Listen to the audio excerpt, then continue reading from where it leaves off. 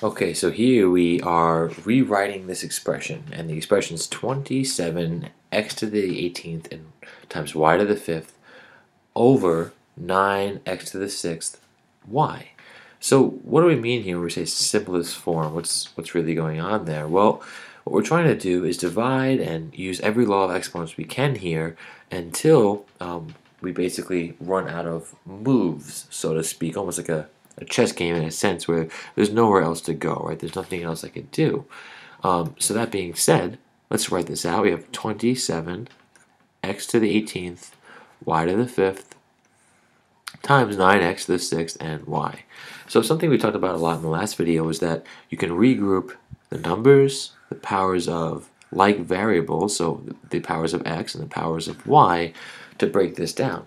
So that means that you can really think of this as 27 over 9, which is just 3, x to the 18th over x to the 6th, right? X to the 18th over x to the 6th, and then y to the 5th over y, which is really just y to the 5th over y to the 1st, right? Y to the 1st does equal y to the 5th. Those two things are identical. And the next thing I would think of is, oh, well, here, x to the 18th over x to the 6th, the base is the same in both of them. They're both x. And we're dividing. That means we can just subtract our exponents. And that's in this case, 3x to the 12th and y to the 4th, right? 5 minus 1 is 4. And here you can see the answer. It's the first choice, right? 3x to the 12th, y to the 4th. And part of the logic as to why you can subtract the exponents, look at a simple example. In this simple example, we have x to the 3rd over x squared. Well, that equals x to the 1st, or x. And the basic logic is that, well, if you have x to the 3rd, that's x times x times x.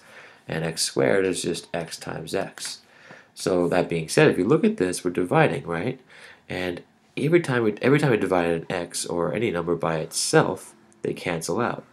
So really, each pair that matches, and there are going to be two x's that match the total 3 on top. You can tell because the exponent here is 2, and that means there are two x's.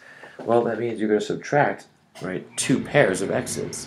So we do subtract these exponents, and what's left is always going to be the answer. So it's x to the 1st here.